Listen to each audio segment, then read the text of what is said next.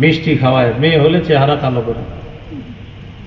14 পারা 12 নম্বর পৃষ্ঠা সূরাতুন নাহল 58 নম্বর আয়াতে আল্লাহ বলেন, وَإِذَا بُشِّرَ أَحَدُهُم بِالْأُنثَى ظَلَّ وَجْهُهُ مُسْوَدًّا وَهُوَ كَظِيمٌ।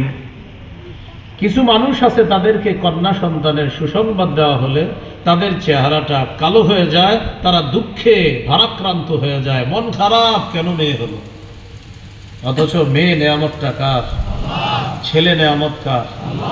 কোরআনে ছেলে মেয়ের আলোচনা করতে গিয়ে আল্লাহ মেয়ের কথা আগে বলছে, ছেলের কথা পরে বলছে।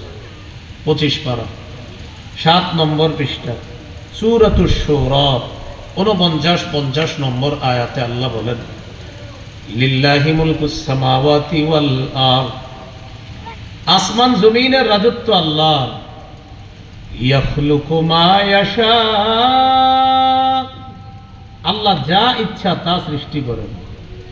ইয়াহাবু লিমান ইয়াশাউ ইনাসা, আল্লাহ যাকে ইচ্ছা তাকে কন্যা সন্তান দান করেন।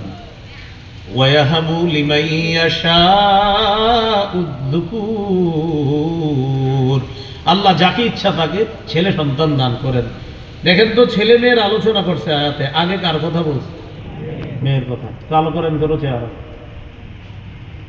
আও ইউযাউযুহুম যুকরানাও ওয়া ইনাসা, আল্লাহ যাকে ইচ্ছা তাকে ছেলে মেয়ে উভয়টা দান করেন।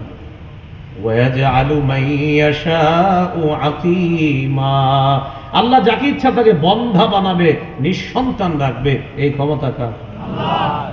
আয়াত হাদিস সামনে রাখলে আমরা এতটুকু বুঝতে পারলাম, মেয়ে আল্লাহর নেয়ামত, ছেলে আল্লাহর নেয়ামত।